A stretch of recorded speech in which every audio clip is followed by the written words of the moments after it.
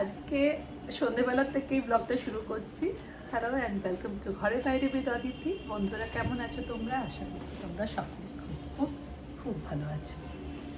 Ready হয়েছি মানেই কোথাও একটা বেরোচ্ছি। আসলে আজকে সেলিব্রেট করছি জয়ের জন্মদিন।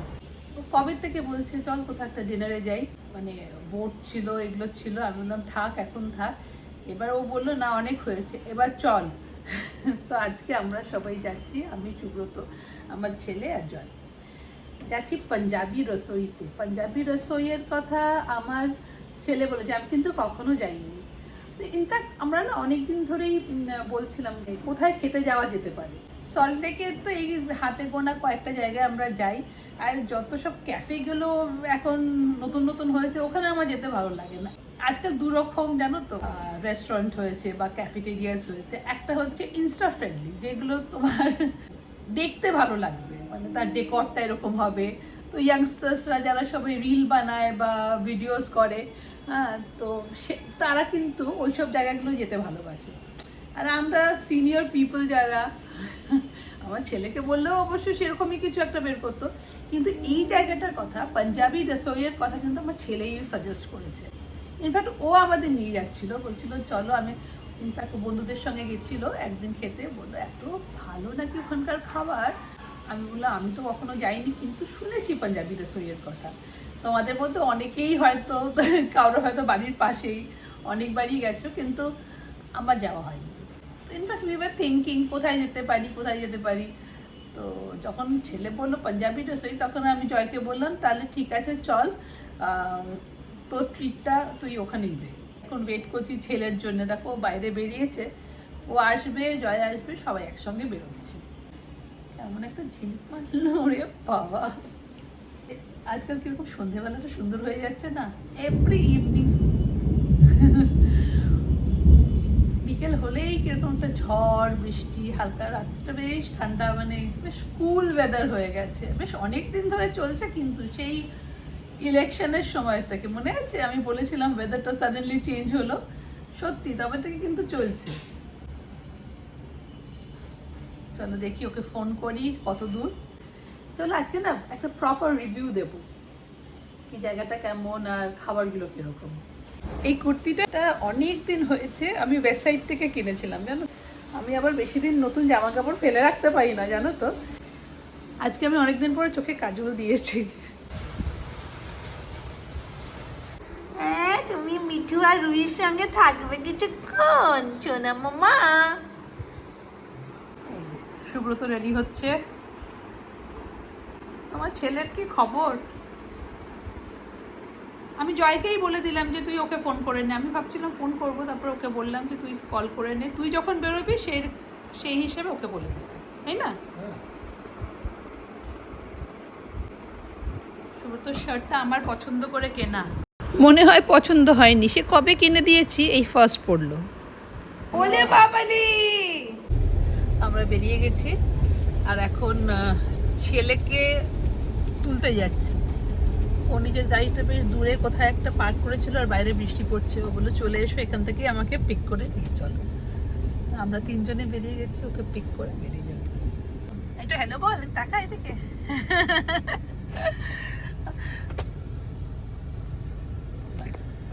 এদিকে তাকাও, হ্যালো বলো। হ্যালো। বাজে একদম। বাবা বৃষ্টি পড়ছে।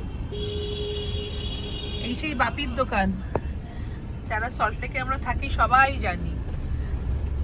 কবে থেকে, ছোটবেলা থেকে এখান থেকেই আমাদের সব নেল পলিশ থেকে নিয়ে লিপস্টিক সব এখান থেকেই কেনা। এখন দেখো আমরা সবাই এত ইউজ টু হয়ে গেছি অনলাইন শপিংয়ে। বাপির দোকানে যে লাস্ট কবে এসেছি মনেই পড়ছে। আর তখন বাপিদা use to give lot of discount, মানে অন্য সব জায়গার থেকে অ্যাটলিস্ট 10-15% ডিসকাউন্ট দিত। যা ভিড় হতো না পুজোর সময়, মানে বাইরে দাঁড়িয়ে থাকতাম। আমাদের গাড়িতে, মানে কিটলু এখানে বলে দেয় ওকে, দাঁড়িয়ে থাকতাম যে আমাদের টার্ন আসবে কখন। সেখানে দেখো কি ফাঁকা, কত কিছু মার খেয়েছে। ওই তো সামনে, ওই যে ডাকছে। হ্যাঁ হ্যাঁ,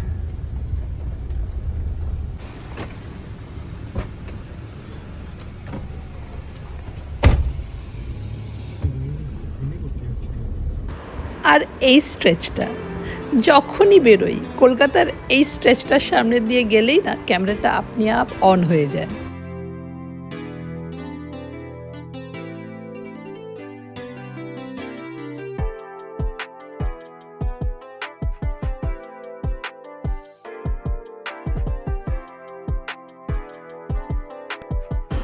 এই যে দেখছো অ্যাক্রোপলিস মল, তার উল্টো দিকের ফুটে লেফট সাইডের একটা গলি দিয়ে ঢুকতে হবে মনে হচ্ছে।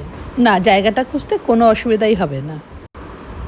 এই দেখো এখানে লেখা আছে we have no branch and Monday closed. Thankfully আজকে মানডে না, আমাদের কিন্তু এটা জানা ছিল না। উপরে যেতে হবে।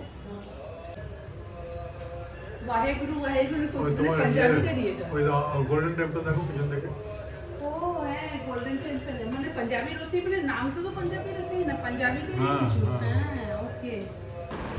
ওই যে ওই দুটো পার্ক করে আসছে, হালকা বৃষ্টি হওয়াতে ওয়েদারটা যে কি সুন্দর হয়ে গেছে কি বলবো। আর ওই যে আমার ওয়ার্কাহলিক ছেলে, ওর লাইফ থেকে ওয়ার্ক বের করে দিলে ও অ্যালকোহলিকই হয়ে যাবে। ও চাকরি করে ঠিকই, but by heart and soul he is a entrepreneur. দিন রাত শয়নে স্বপনে ও শুধু কাজের কথাই ভাবে। থ্যাঙ্ক গড এই দিকটা ও বাবার মতন পেয়েছে। আমার বলতে কোনো দ্বিধা নেই, আমার ফ্যামিলির দিকটা না ভীষণ লেজি।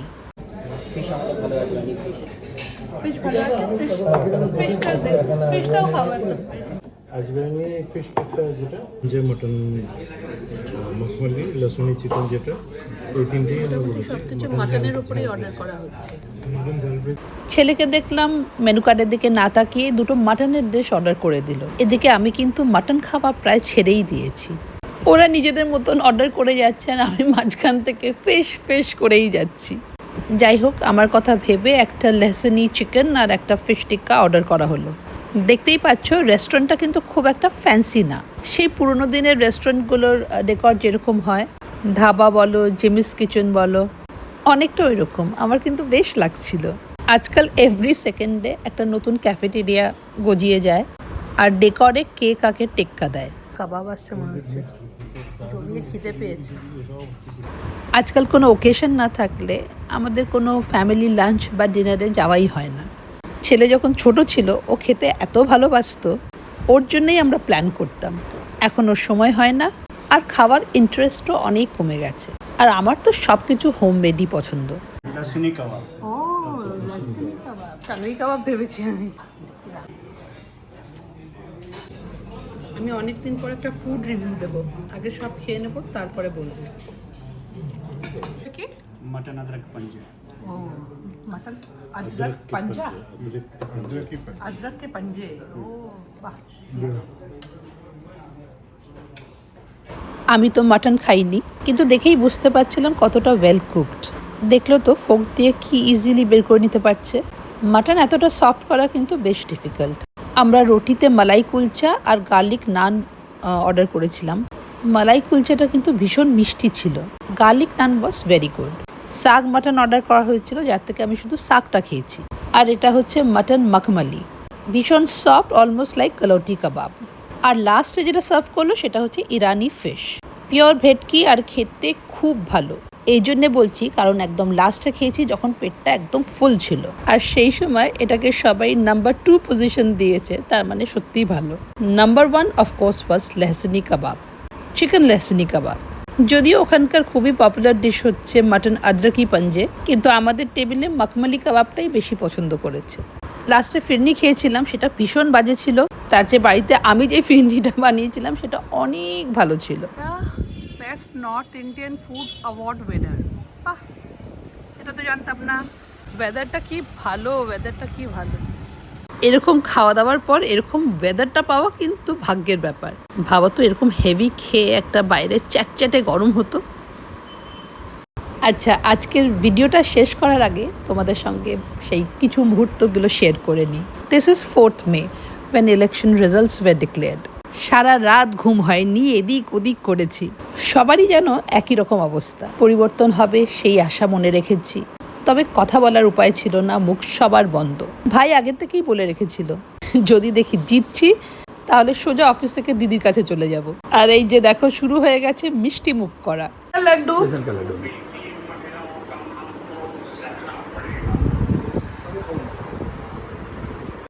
ছেলেও বাইরে বন্ধুদের সঙ্গে পার্টি করছিল। আমি বললাম আমার জন্য ড্রাই চিলি চিকেন পাঠিয়ে দে, তাই জন্য ও মাঝখানে একবার এসে আমাকে একটা প্যাকেট ধরিয়ে দিয়ে চলে গেল। ফিশ ফ্রাই আছে, দু প্লেট ফিশ ফিঙ্গার আছে আর চিলি চিকেন। Thank you. এগুলো অনেক কিছু দিয়ে গেছে। বলছে আমার চার্জার ওখানে আছে, আমি যাচ্ছি। ও আমি বলেছিলাম ড্রাই চিলি চিকেন, তো ড্রাই চিলি চিকেন এসছে। দেখো শুধু চিলি চিকেন ড্রাই আনতে বলেছিলাম, নিয়ে এসছে diamond fish fry, fish finger. Jhalmuri ছাড়া সেলিব্রেশন ইনকমপ্লিট। সুব্রত সকালবেলায় জানো ঝালমুড়ি নিয়ে এসছে, কতগুলো প্যাকেট। এই যে এইটা ছাড়া কিন্তু মানে সেলিব্রেশন ইনকমপ্লিট। বলো এটা কি? ঝালমুড়ি।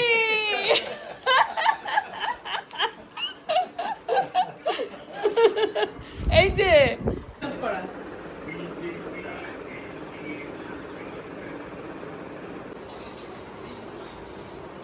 তুমি এখনো ছাড়ছো না, তুমি এখনো ছাড়ছো না তোমার অ্যাসেসমেন্ট। इसे साइडে দেখি ভবনীপুরের রেজাল্ট কোন রাউন্ডে হচ্ছে। ওই এখন 16 রাউন্ড চলছে, 16 এখানে তো বলছে 20 গ্রাম মেরেছে।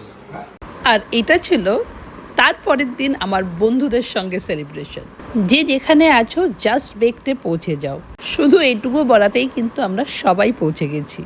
শুধু বউ আসতে পারেনি, কারণ ওর বাড়িতে একটু অসুবিধা ছিল। আমরা বন্ধুরা এবার সবাই মিলে ঠিকই করেছিলাম আমরা কে কোন পার্টিকে সাপোর্ট করি, কোন আইডিওলজিকে বিলিভ করি, সেই সব ভাববো না। We will only vote for change, and here we are. কেমন যেন সব ভয় চলে গেছে। হতেই পারে পলিটিক্যাল ডিফারেন্সেস, কিন্তু ভয় পাবো কেন? We should and we must have the freedom of speech, where the mind is without fear and the head is held high.